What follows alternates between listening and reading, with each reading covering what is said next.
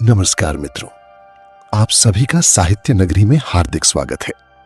कहानी शुरू करने से पहले आपसे एक छोटी सी शिकायत है। आप हमारी कहानियां पूरे मन से देखते हैं, लाइक भी करते हैं और अपने विचार कमेंट में भी लिखते हैं, लेकिन अभी तक चैनल को सब्सक्राइब नहीं करते। अगर आपको मुंशी प्रेमचंद और हिंदी साहित्य की ऐसी ही बेहतरीन कहानियां पसंद हैं, तो कृपया अभी चैनल को सब्सक्राइब कर दीजिए और घंटी का बटन भी दबा दीजिए ताकि आने वाली कोई भी कहानी आपसे छूट ना जाए। तो चलिए अब बिना किसी देरी के सुनते हैं मुंशी प्रेमचंद की अत्यंत रोचक, मार्मिक और मनुष्य के चरित्र को उजागर करने वाली प्रसिद्ध कहानी चोरी। हाय बचपन, तेरी याद नहीं भूलती। वो कच्चा टूटा घर, वो पुआल का बिछौना, वो नंगे बदन नंगे पांव खेतों में घूमना, आम के पेड़ों पर चढ़ना, सारी बातें आंखों के सामने फिर रही हैं।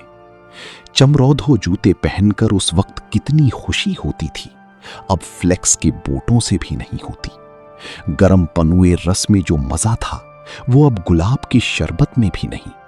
चबेने और कच्चे बेरों में जो रस था, वो अब अंगूर और खीर मोहन में भी नहीं मिलता। मैं अपने चचेरे भाई हलधर के साथ दूसरे गांव में एक मौलवी साहब की यहां पढ़ने जाया करता था। मेरी उम्र 8 साल थी। हलधर, हम दोनों प्रातःकाल बासी रोटियां खा दोपहर के लिए मटर और जौ का चबेना लेकर चल देते थे। फिर तो सारा दिन अपना था। मौलवी साहब के यहां कोई हाजिरी का रजिस्टर तो था नहीं और न गैर हाजिरी का जुर्माना ही देना पड़ता था। फिर डर किस बात का। कभी तो थाने के सामने खड़े सिपाहियों की कवायद देखते, कभी किसी भालू या बंदर नचाने वाले मदारी के पीछे पीछे घूमने में दिन काट देते, कभी रेलवे स्टेशन की ओर निकल जाते और गाड़ियों की बहार देखते। गाड़ियों के समय का जितना ज्ञान हमको था, उतना शायद टाइम टेबल को भी ना था। रास्ते में शहर के एक महाजन ने एक बाग लगवाना शुरू किया था। वहां एक कुआं खुद रहा था। वो भी हमारे लिए एक दिलचस्प तमाशा था। बूढ़ा माली हमें अपनी झोपड़ी में बड़े प्रेम से बैठाता था। हम उससे झगड़ झगड़ कर उसका काम करते। कहीं बाल्टी लिए पौधों को सींच रहे हैं, कहीं खुरपी से क्यारियां गोड़ रहे हैं, कहीं कैंची से बेलों की पत्तियां छांट रहे हैं। उन कामों में कितना आनंद था। माली बाल प्रकृति का पंडित था। हमसे काम लेता, पर इस तरह मानो हमारे ऊपर कोई एहसान कर रहा है। जितना काम वो दिन भर में करता, हम घंटे भर में निपटा देते थे। अब वो माली नहीं है, लेकिन बाग हरा भरा है। उसके पास से होकर गुजरता हूं तो जी चाहता है उन पेड़ों के गले मिलकर रोऊं और कहूं, प्यारी, तुम मुझे भूल गए, लेकिन मैं तुम्हें नहीं भूला। मेरे हृदय में तुम्हारी याद अभी तक हरी है, उतनी ही हरी जितने तुम्हारे पत्तों। निस्वार्थ प्रेम के तुम जीते जागते स्वरूप हो। कभी कभी हम हफ्तों गैर हाजिर रहते, पर मौलवी साहब से ऐसा बहाना कर देते कि उनकी बढ़ी हुई त्योरियां उतर जाती। उतनी कल्पना शक्ति आज होती तो ऐसा उपन्यास लिख मारता कि लोग चकित रह जाते। अब तो ये हाल है कि बहुत सिर खपाने की बात कोई कहानी सूझती है। खैर, हमारे मौलवी साहब दर्जी थे। मौलवीगिरी केवल शौक से करते थे। हम दोनों भाई अपने गांव के कुर्मी कुम्हारों से उनकी खूब बड़ाई करते थे। यूं कहिए कि हम मौलवी साहब के सफरी एजेंट थे। हमारे उद्योग से जब मौलवी साहब को कुछ काम मिल जाता तो हम फूले न समाते। जिस दिन कोई अच्छा बहाना न सूझता, मौलवी साहब के लिए कोई ना कोई सौगात ले जाते। कभी सेर आधा सेर फलियां तोड़ लीं, तो कभी 10-5 ऊख, कभी जौ या गेहूं की हरी हरी बालें ले लीं। उन सौगातों को देखते ही मौलवी साहब का क्रोध शांत हो जाता। जब इन चीजों की फसल ना होती तो हम सजा से बचने का कोई और ही उपाय सोचते। मौलवी साहब को चिड़ियों का शौक था। मकतब में शाम, बुलबुल, दहियल और चंडूलों के पिंजरे लटकते रहते थे। हमें सबक याद हो या ना हो, पर चिड़ियों को याद हो जाते थे। हमारे साथ ही वे पढ़ा करती थीं। इन चिड़ियों के लिए बेसन पीसने में हम लोग खूब उत्साह दिखाते थे। मौलवी साहब सब लड़कों को पतिंगे पकड़ लाने की ताकीद करते रहते थे। इन चिड़ियों को पतिंगों से विशेष रुचि थी। कभी कभी हमारी बला पतिंगों ही की सिर चली जाती थी। उनका बलिदान करके हम मौलवी साहब के रौद्र रूप को प्रसन्न कर लिया करते थे। एक दिन सवेरे हम दोनों भाई तालाब में मुंह धोने गए। हलधर ने कोई सफेद सी चीज मुट्ठी में लेकर दिखाई। मैंने लपक कर मुट्ठी खोली तो उसमें 1 रुपया था। विस्मित होकर पूछा, ये रुपया तुम्हें कहां मिला? हलधर, अम्मा ने ताक पर रखा था, चारपाई खड़ी करके निकाल लाया। घर में कोई संदूक या अलमारी तो थी नहीं, रुपए पैसे एक ऊंचे ताक पर रख दिए जाते थे। एक दिन पहले चचा जी ने सन बेचा था, उसी के रुपए जमींदार को देने के लिए रखे हुए थे। हलधर को न जाने क्यों कर पता लग गया। जब घर के सब लोग काम धंधों में लग गए तो अपनी चारपाई खड़ी की और उस पर चढ़कर 1 रुपया निकाल लिया। उस वक्त तक हमने कभी रुपया छुआ तक न था। वो रुपया देखकर आनंद और भय की जो तरंगें दिल में उठी थीं, वे अभी तक याद हैं। हमारे लिए रुपया एक अलभ्य वस्तु थी।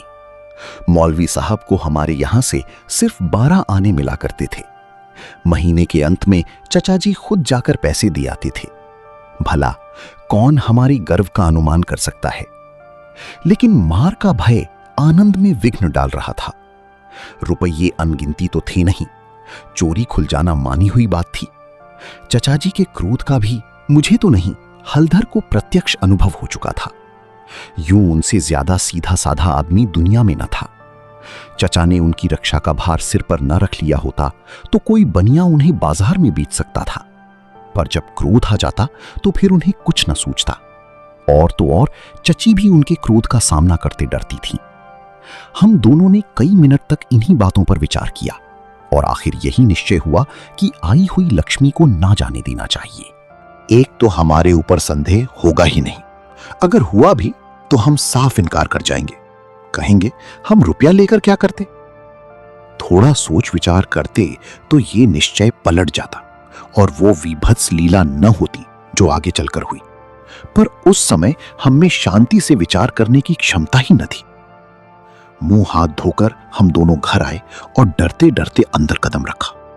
अगर कहीं इस वक्त तलाशी की नौबत आई तो फिर भगवान ही मालिक हैं। लेकिन सब लोग अपना अपना काम कर रहे थे, कोई हमसे न बोला। हमने नाश्ता भी न किया, चबीना भी न लिया, किताब बगल में दबाई और मदरसे का रास्ता लिया। बरसात के दिन थे, आकाश पर बादल छाए हुए थे। हम दोनों खुश खुश मकतब चले जा रहे थे। आज काउंसिल की मिनिस्ट्री पाकर भी शायद उतना आनंद न होता। हजारों मंसूबे बांधते थे, हजारों हवाई किले बनाते थे।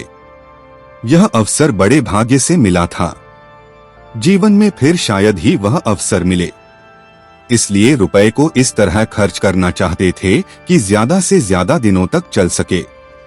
यद्यपि उन दिनों 5 आने सेर बहुत अच्छी मिठाई मिलती थी और शायद आधा सेर मिठाई में हम दोनों अफर जाते, लेकिन यह ख्याल हुआ कि मिठाई खाएंगे तो रुपया आज ही गायब हो जाएगा। कोई सस्ती चीज खानी चाहिए जिसमें मजा भी आए, पेट भी भरे और पैसे भी कम खर्च हों। आखिर अमरूदों पर हमारी नजर गई। हम दोनों राजी हो गए। 2 पैसे के अमरूद लिए। सस्ता समय था, बड़े बड़े 12 अमरूद मिले। हम दोनों के कुर्तों के दामन भर गए। जब हलधर ने खटकिन के हाथ में रुपया रखा तो उसने संदेह से देखकर पूछा, रुपया कहाँ पाया लाला, चुरा तो नहीं लाए?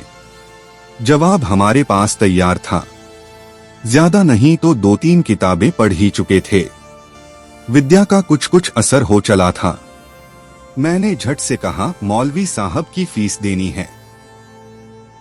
घर में पैसे न थे तो चचा जी ने रुपया दे दिया। इस जवाब ने खटकिन का संदेह दूर कर दिया। हम दोनों ने एक पुलिया पर बैठकर खूब अमरूद खाए। मगर अब 15.5 आने पैसे कहाँ ले जाएं? 1 रुपया छिपा लेना तो इतना मुश्किल काम न था। पैसों का ढेर कहाँ छिपता? न कमर में इतनी जगह थी और न जेब में इतनी गुंजाइश। उन्हें अपने पास रखना चोरी का ढिंढोरा पीटना था। बहुत सोचने के बाद यह निश्चय किया कि 12 आने तो मौलवी साहब को दे दिए जाएं, शेष 3.5 आने की मिठाई उड़े। यह फैसला करके हम लोग मकतब पहुंचे। आज कई दिन के बाद गए थे। मौलवी साहब ने बिगड़कर पूछा, इतने दिन कहाँ रहे? मैंने कहा, मौलवी साहब घर में कमी हो गई। यह कहते कहते 12 आने उनके सामने रख दिए। फिर क्या पूछना था? पैसे देखते ही मौलवी साहब की बाँछें खिल गईं। महीना खत्म होने में अभी कई दिन बाकी थे। साधारणत महीना चढ़ जाने और बार बार तकाजे करने पर कहीं पैसे मिलते थे। अब की इतनी जल्दी पैसे पाकर उनका खुश होना कोई अस्वाभाविक बात न थी। हमने अन्य लड़कों की ओर सगर्व नेत्रों से देखा, मानो कह रहे हों, एक तुम हो कि मांगने पर भी पैसे नहीं देते, एक हम हैं कि पेशगी देते हैं। हम अभी सबक पढ़ ही रहे थे कि मालूम हुआ आज तालाब का मेला है, दोपहर में छुट्टी हो जाएगी। मौलवी साहब मेले में बुलबुल लड़ाने जाएंगे। यह खबर सुनते ही हमारी खुशी का ठिकाना न रहा। 12 आने तो बैंक में जमा ही कर चुके थे, 3.5 आने में मेला देखने की ठहरी। खूब बहार रहेगी। मजे से रेवड़ियां खाएंगे, गोलगप्पे उड़ाएंगे, झूले पर चढ़ेंगे और शाम को घर पहुंचेंगे। लेकिन मौलवी साहब ने एक कड़ी शर्त यह लगा दी थी कि सब लड़के छुट्टी के पहले अपना अपना सबक सुना दें। जो सबक न सुना सकेगा उसे छुट्टी न मिलेगी। नतीजा यह हुआ कि मुझे तो छुट्टी मिल गई, पर हलधर कैद कर लिए गए। और कई लड़कों ने भी सबक सुना दिए थे, वे सभी मेला देखने चल पड़े। मैं भी उनके साथ हो लिया। पैसे मेरे ही पास थे, इसलिए मैंने हलधर को साथ लेने का इंतजार न किया। तय हो गया था कि वह छुट्टी पाते ही मेले में आ जाए और दोनों साथ साथ मेला देखें। मैंने वचन दिया था कि जब तक वह न आएंगे एक पैसा भी खर्च न करूंगा, लेकिन क्या मालूम था कि दुर्भाग्य कुछ और ही लीला रच रहा है। मुझे मेला पहुंचे 1 घंटे से ज्यादा गुजर गया, पर हलधर का कहीं पता नहीं। क्या अभी तक मौलवी साहब ने छुट्टी नहीं दी या रास्ता भूल गए? आंखें फाड़ फाड़ कर सड़क की ओर देखता था। अकेले मेला देखने में जी भी न लगता था। यह संशय भी हो रहा था कि कहीं चोरी खुल तो नहीं गई और चाचा जी हलधर को पकड़कर घर तो नहीं ले गए। आखिर जब शाम हो गई तो मैंने कुछ रेवड़ियां खाई और हलधर के हिस्से के पैसे जेब में रखकर धीरे धीरे घर चला। रास्ते में ख्याल आया, मकतब होता चलूं। शायद हलधर अभी वहीं हो, मगर वहां सन्नाटा था। हाँ, एक लड़का खेलता हुआ मिला। उसने मुझे देखते ही जोर से कहकहा मारा और बोला, बचा, घर जाओ तो कैसी मार पड़ती है। तुम्हारे चचा आए थे, हलधर को मारते मारते ले गए हैं। अजी ऐसा तान कर घूंसा मारा कि मियां हलधर मुंह के बल गिर पड़े। यहां से घसीटते ले गए हैं।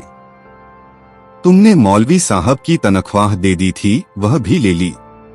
अभी कोई बहाना सोच लो, नहीं तो बेभाव की पड़ेगी।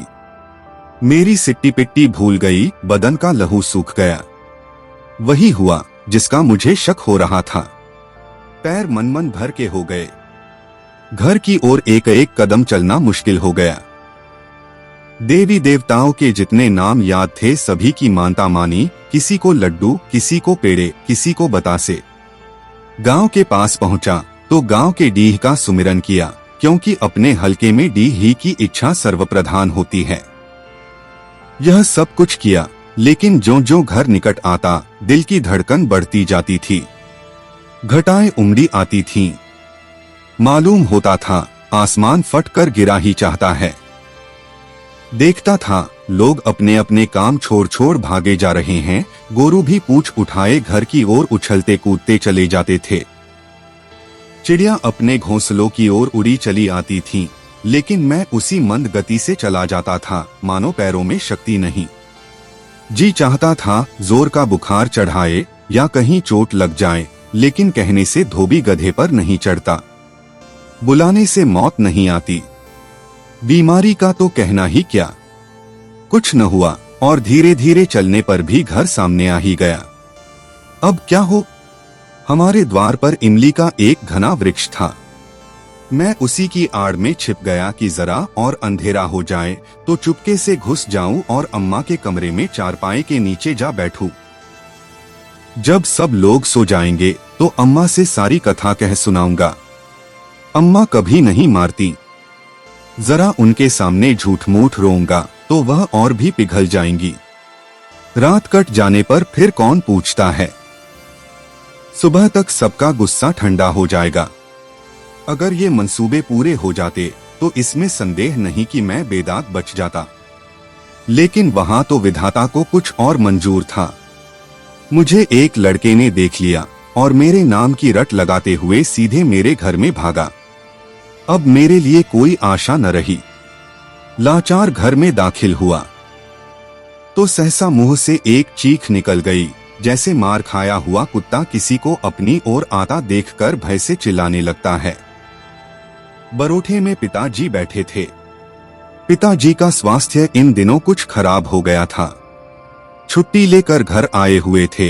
यह तो नहीं कह सकता कि उन्हें शिकायत क्या थी, पर वह मूंग की दाल खाते थे और संध्यासमय शीशे की गिलास में एक बोतल में से कुछ उड़ेल कर पीते थे। शायद यह किसी तजुर्बेकार हकीम की बताई हुई दवा थी। दवाएं सब बांसने वाली और कड़वी होती हैं। यह दवा भी बुरी ही थी, पर पिताजी न जाने क्यों इस दवा को खूब मजा ले लेकर पीते थे। हम जो दवा पीते हैं तो आंखें बंद करके एक ही घूंट में गटक जाते हैं, पर शायद इस दवा का असर धीरे धीरे पीने में ही होता हो। पिताजी के पास गांव के 2-3 और कभी कभी 4-5 और रोगी भी जमा हो जाते और घंटों दवा पीते रहते थे। मुश्किल से खाना खाने उठते थे। इस समय भी वह दवा पी रहे थे। रोगियों की मंडली जमा थी। मुझे देखते ही पिताजी ने लाल लाल आंखें करके पूछा, खा थे अब तक? मैंने दबी जबान से कहा, कहीं तो नहीं। अब चोरी की आदत सीख रहा है। बोल, तूने रुपया चुराया कि नहीं? मेरी जबान बंद हो गई। सामने नंगी तलवार नाच रही थी। शब्द भी निकालते हुए डरता था। पिताजी ने जोर से डॉट कर पूछा, बोलता क्यों नहीं? तूने रुपया चुराया कि नहीं? मैंने जान पर खेल कर कहा, मैंने कहा। मुंह से पूरी बात भी न निकलने पाई थी कि पिताजी विकराल रूप धारण किए, दांत पीसते झपट कर उठे और हाथ उठाए मेरी ओर चले। मैं जोर से चिल्लाकर रोने लगा। ऐसा चिल्लाया कि पिताजी भी सहम गए। उनका हाथ उठा ही रह गया। शायद समझे कि जब अभी से इसका यह हाल है, तब तमाचा पड़ जाने पर कहीं इसकी जान ही न निकल जाए। मैंने जो देखा कि मेरी हिकमत काम कर गई तो और भी गला फाड़ फाड़ कर रोने लगा। इतने में मंडली के 2-3 आदमियों ने पिताजी को पकड़ लिया और मेरी ओर इशारा किया कि भाग जा। बच्चे ऐसे मौके पर और भी मचल जाते हैं और व्यर्थ मार खा जाते हैं। मैंने बुद्धिमानी से काम लिया, लेकिन अंदर का दृश्य इससे कहीं भयंकर था। मेरा तो खून सर्द हो गया। हलधर के दोनों हाथ एक खंभे से बंधो थे। सारी देह धूल धूसरित हो रही थी और वह अभी तक सिसक रहे थे। शायद वह आंगन भर में लोटे थे। ऐसा मालूम हुआ कि सारा आंगन उनके आंसू से भर गया है। चची हलधर को डॉट रही थीं और अम्मा बैठी मसाला पीस रही थीं। सबसे पहले मुझ पर चची की निगाह पड़ी। बोली, लो वह भी आ गया। क्यों रे, रुपया तूने चुराया था कि इसने? मैंने निश्शंक होकर कहा, हलधर ने। अम्मा बोली, अगर उसी ने चुराया था तो तूने घर आकर किसी से कहा क्यों नहीं? अब झूठ बोले बगैर बचना मुश्किल था।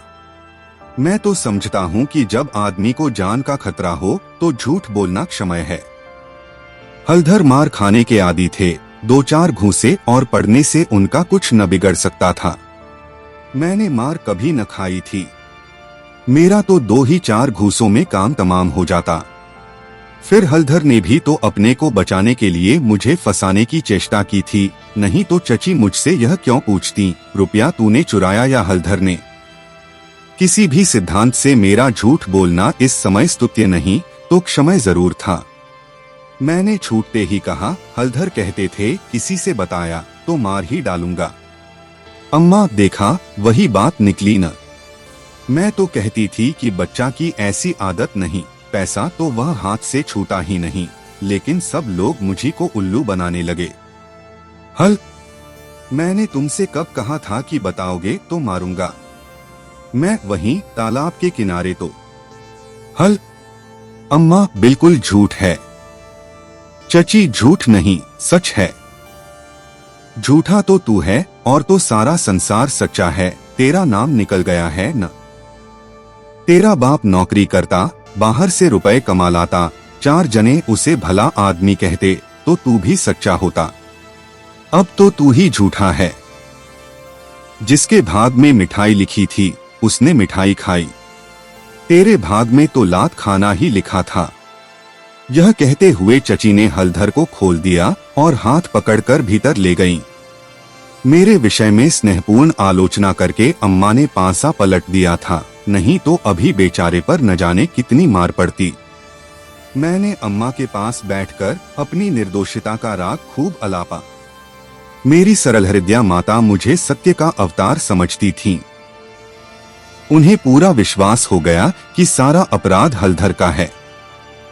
एक क्षण बाद मैं गुड़चबेना लिए कोठरी से बाहर निकला। हलधर भी उसी वक्त चिवड़ा खाते हुए बाहर निकले। हम दोनों साथ साथ बाहर आए और अपनी अपनी बीती सुनाने लगे। मेरी कथा सुखमय थी, हलधर की दुखमय, पर अंत दोनों का एक था, गुड़ और चबेना।